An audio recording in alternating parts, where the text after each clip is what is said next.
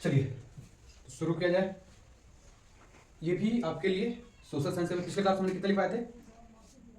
पिछले क्लास के जो वीडियो में था वो 5 क्वेश्चन को हमने करवाया था और आज भी हम कुछ क्वेश्चन को करने वाले हैं।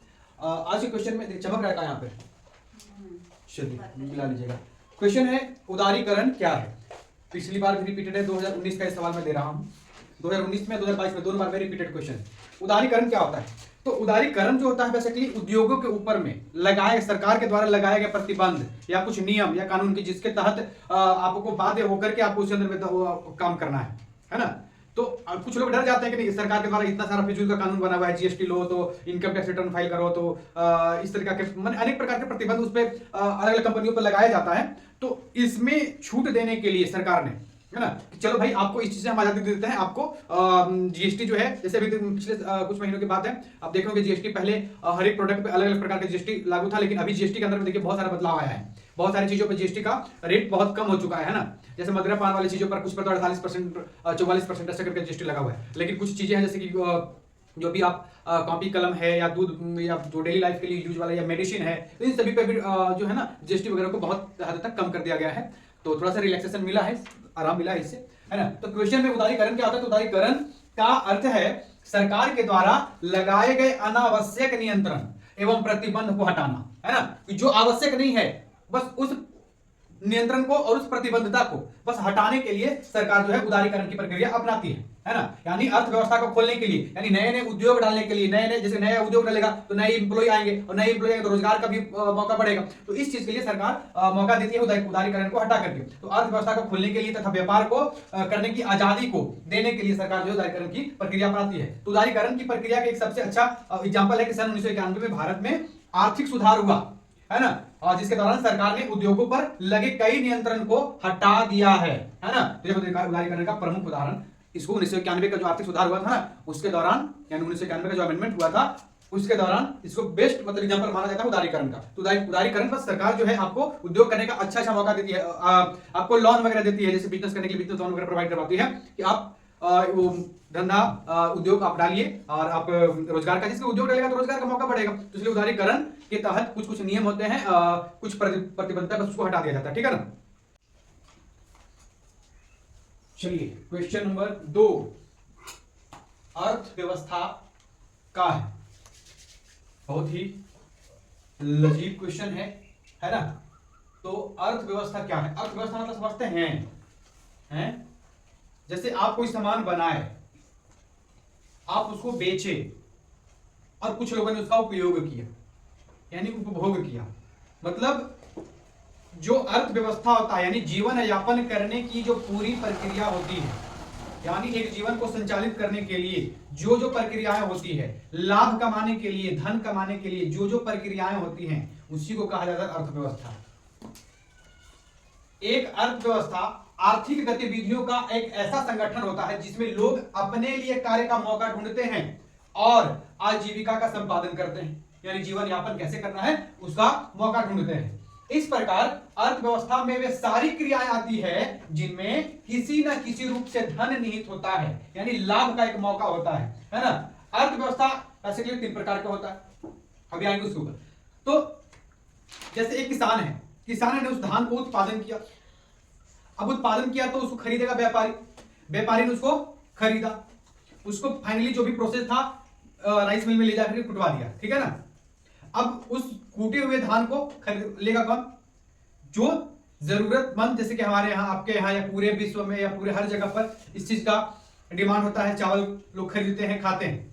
तो उगाया कोई और, यानी उत्पादन किसी और ने किया, है ना। इसके बाद खरीदा कोई और व्यापारी ने और उपभोग किया कोई और। तो इसी से आजीविका चलता रहता है। ऐसा नहीं कि आपने उत्पादन किया और आप ही खा गए, ऐसा तो होता नहीं है। लोग लाभ के चक्कर में ही तो सारा काम करते हैं ना, कि जैसे हमने धान या हमने गेहूं या हमने आलू या हमने कपास, हमने किसी भी चीज पर किसी भी प्रकार का अगर खेती किया है या किसी भी प्रकार का अगर हम उद्योग धंधा में जुड़े हुए हैं, तो हम वहां से क्या करेंगे? लाभ के ही तो है ना, लाभ के चक्कर में तो है, धन के चक्कर में तो है। जैसे किसी के पास मान लीजिए एक फैक्ट्री है, अभी एक आइसक्रीम का फैक्ट्री है, तो क्या वो आइसक्रीम खुद के लिए बनाता है? उत्पादन किया कोई और, परचेज किया कोई और, उपभोग किया कोई और। आइसक्रीम किसी ने, आइसक्रीम फैक्ट्री वाले ने आइसक्रीम बनाया, हम व्यापारी हमने उसको खरीद लिया, तो हमने पैसा दिया, जो आइसक्रीम वाला फैक्ट्री वाला था हमने उसको पैसा दिया, अब उससे हम लान करके सेल कर दिए मार्केट में, हम पैसा किसको दे दिए? फैक्ट्री वाले को। अब हम हमारा पैसा कहां से आएगा? जो उपभोग करेगा वो हमको पे करेगा। तो इसी तरीके से अर्थव्यवस्था चलता है ना। अर्थव्यवस्था बेसिकली 3 प्रकार का होता है, पूंजीवाद, समाजवाद और मिश्रित अर्थव्यवस्था। पूंजीवाद अर्थव्यवस्था, मिश्रित समाजवादी अर्थव्यवस्था और मिश्रित अर्थव्यवस्था। पूंजीवाद अर्थव्यवस्था जहां पर निजी क्षेत्रों का पूरी तरह से उस पर नियंत्रण होता है, जहां निजी क्षेत्र का पूरी तरह से नियंत्रण होता है ना। समाजवादी अर्थव्यवस्था कहां है? जहां सरकार का नियंत्रण होता है। लेकिन मिश्रित अर्थव्यवस्था जहां निजी और सरकारी दोनों क्षेत्रों का योगदान होता है। जैसे भारत की बात की जाए तो भारत के अंदर में मिश्रित अर्थव्यवस्था पाई जाती है, जहां सरकार और निजी दोनों मिलकर काम करते हैं, है ना। तो अभी भारत की अर्थव्यवस्था आप देख ही रहे हैं, है ना। तो यही होता है अर्थव्यवस्था, ठीक है ना। एक मजदूर है, सुबह उठा, काम करने के लिए जा रहा है, किसके लिए जा रहा है? वो अपनी अर्थव्यवस्था, अपने जीवन यापन को, अपनी मतलब जीवन की जो गतिविधियां हैं उसको बस चलाने के लिए वो गया कहीं और काम करने के लिए। अब जिसके यहाँ काम करने के लिए जा रहा है उसका काम भी हो गया, अब वहां से वो पैसा लेकर के आया, अपना जीवन यापन किया। तो इसी तरीके से रोज उसका दिनचर्या चल रहा है, इसी तरह से जीवन चक्र चल रहा है। तो अर्थव्यवस्था का सबसे बड़ा उदाहरण आप इसको मान सकते हैं, है ना। अर्थव्यवस्था में 3 स्टेप में काम होता है, पहला उत्पादन, फिर खरीदारी, इसके बाद उपभोग, है ना। उत्पादन किया, व्यापार हुआ, उसके बाद उपभोग हो गया। तो ये 3 प्रकार की अर्थव्यवस्था होता है, ध्यान में रखिएगा, एग्जाम के लिए इंपॉर्टेंट है। अर्थव्यवस्था क्या होता है? तो भैया आर्थिक गतिविधियों का एक ऐसा संगठन जिसमें लोग अपने लिए कार्य का मौका ढूंढते हैं और आजीविका को संपादन करते हैं, ठीक है। चलिए क्वेश्चन नंबर 3, दोहरी शासन अर्थव्यवस्था से आप क्या समझते हैं? सिंपल सा एक शब्द में याद रखिएगा कि हमारे समाज में, हमारे ग्राम में, हमारे देश में प्रारंभ में कृषि की ओर लोग ज्यादा अग्रसित थे, कृषि को ज्यादा मान देते थे, खेती बाड़ी पर ज्यादा ध्यान देते थे। लेकिन आज का क्या वो दौर अभी भी बरकरार है या इसमें बहुत बड़ा परिवर्तन हो गया है? बताइए, कुछ चेंजेस हुआ है? अब लोग कृषि पर ध्यान देता है? आप देखिए कृषि पर ध्यान नहीं देता है, बहुत कम। मतलब 100% में से आप ये मान के चलिए कि मात्र 50% ऐसे लोग होंगे जो कृषि को थोड़ा सा वैल्यूएबल मान रहे होंगे। बाकी बहुत सारे लोग हैं जो कृषि से निकल करके चले गए हैं औद्योगिक क्षेत्र में, कोई दिल्ली, बॉम्बे, हरियाणा, पटना, ऐसे अलग अलग जगहों पे जाकर के किसी औद्योगिक क्षेत्र में, किसी कंपनी में जाकर के काम कर रहे हैं। क्या यही बात ना? कोई लोहा फैक्ट्री में है, कोई तांबा फैक्ट्री में है, कोई कहां है, कोई कहां है ना, अलग अलग क्षेत्रों में। तो दोहरी शासन अर्थव्यवस्था में कृषि को जो है ना पारंपरिक क्षेत्र में रखा गया कि भैया हमारी परंपरा थी, स्टार्टिंग से हमारी परंपरा चले आ रही थी कृषि करने का, तो हमारी परंपरा थी। लेकिन अब हम उस परंपरा को वैल्यू थोड़ा सा कम कर रहा है और आधुनिक क्षेत्र की ओर ज्यादा आकर्षित हो रहा है। यानी ना कहते मॉडर्न जमाना आ गया तो परंपरा को छोड़ के मॉडर्न की ओर भाग रहा है, यानी आधुनिक क्षेत्र की ओर भाग रहा है। आधुनिक क्षेत्र के अंदर में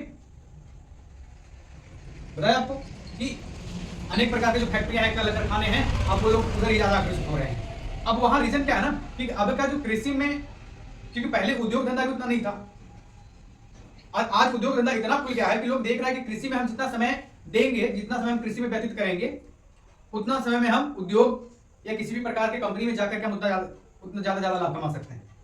तो कृषि को इसीलिए थोड़ा सा वैल्यू फिलहाल कम हो गया है, जबकि कृषि को सबको ध्यान देना चाहिए। कृषि को पुनः भारत को पुनः एक बार कृषि प्रधान देश बनाना चाहिए, क्योंकि यदि कृषि नहीं होगा, गिने चुने लोग यदि कृषि करेंगे, खेती बाड़ी करेंगे, तो अर्थव्यवस्था पर तो प्रभाव पड़ेगा कि नहीं पड़ेगा? महंगाई आकाश छुएगा कि नहीं छुएगा? चावल महंगा होगा, दाल महंगा होगा, गेहूं महंगा होगा, हर चीज महंगा होगा।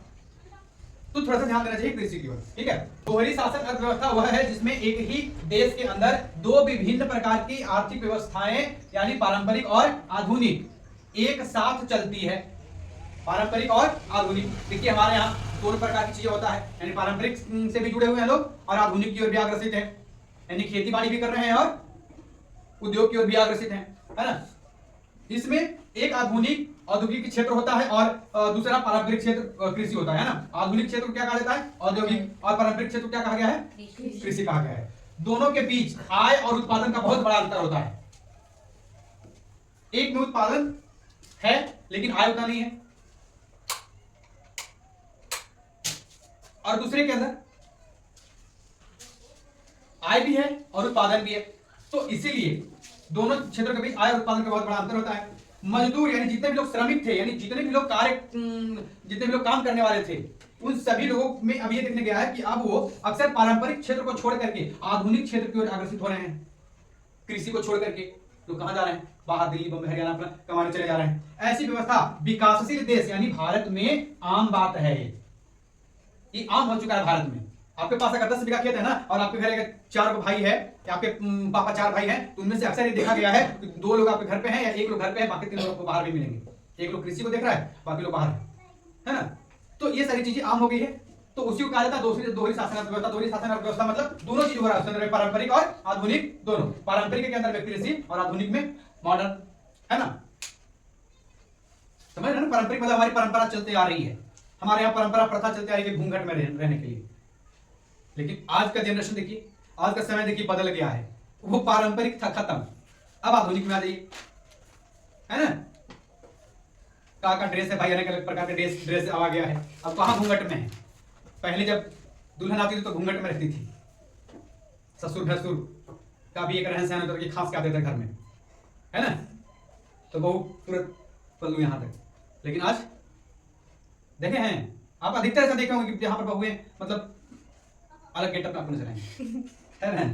तो ये सारी चीजें आम हो गया है, क्योंकि अब नहीं बोला जाता, नहीं, अब जमाने के अनुसार चलना पड़ता है। जमाना आधुनिक हो गया है, मॉडर्न जमाना हो गया है, फैशनदार हो गया है। तो फैशनदार हो गया तो फैशन में लोग रह रहे हैं, है ना। तो ये सारी चीजें चलते रहते हैं आम जीवन में। तो देखते हैं, क्योंकि वैसे भी नहीं बोलते हैं ताल से ताल मिलाते चलो, तो बस ताल से ताल मिलाते चलिए, सब कुछ सही होगा, ठीक है ना। तो चलिए क्वेश्चन नंबर आगे की ओर मूव करते हैं। अक्टूबर क्रांति ये 7 नवंबर 1917 को हुआ था। अब कब्जा किया रूस पे, तो रूस में जो कैलेंडर चलता था ना, रूसी कैलेंडर के अनुसार उस वक्त 7 नवंबर को 25 अक्टूबर हो रहा था, है ना। तो इसके वजह से ग्रेगोरियन कैलेंडर जो था, ग्रेगोरियन कैलेंडर के अनुसार जो है ना 7 नवंबर था, लेकिन रूसी कैलेंडर के अनुसार 25 अक्टूबर था, है ना। अच्छा, ये क्रांति बेसिकली जो हुआ था किसके लिए? तो केरेंस्की सरकार का तख्ता पलट कर दिया गया और रूस के ऊपर में अपना शासन जमा लिया गया। ये था व्लादिमीर लेनिन का तख्ता पलट कर दिया गया था। इसका नेतृत्व इस आंदोलन का नेतृत्व कर रहा था व्लादिमीर लेनिन ने।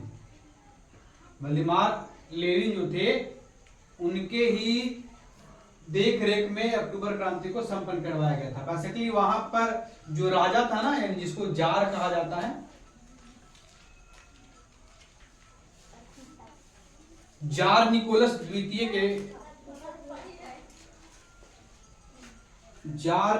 द्वितीय का तख्ता पलट कर दिया गया था उसमें।